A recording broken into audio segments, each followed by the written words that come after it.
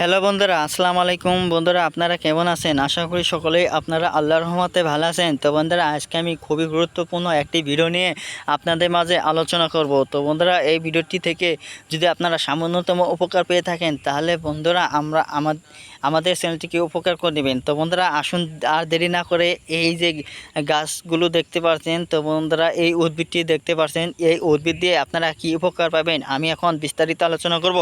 তো বন্ধুরা, যাদের মুখের মধ্যে ব্রণ রয়েছে, কালো দাগ মেস্তা রয়েছে, তো বন্ধুরা ব্রণ, কালো দাগ মেস্তার ভোগান্তিতে পড়েছেন, এবং কি বন্ধুরা যাদের অ্যালার্জি রয়েছে, তো বন্ধুরা অ্যালার্জি সমস্যায় ভুগে আছেন, দীর্ঘ সময় ধরে অ্যালার্জি দূর হচ্ছে না, ভালো হচ্ছে না, তো বন্ধুরা তাদেরকে বলবো এগুলো সমস্যা থেকে মুক্তি পেতে চাইলে তো বন্ধুরা ভিডিওটি না টেনে দেখতে থাকুন।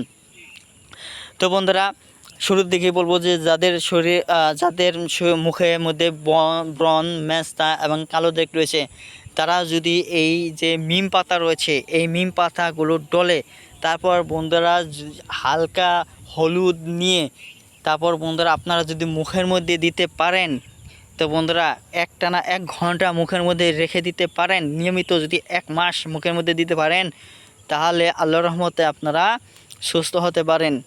আর বন্ধুরা যাদের অ্যালার্জির সমস্যা ভুগে আছেন, তারা বন্ধুরা কী নেমে ব্যবহার করবেন, তারা ব্যবহার করবেন। তো বন্ধুরা এই পাতাগুলো প্রথমে রোদে শুকাতে হবে।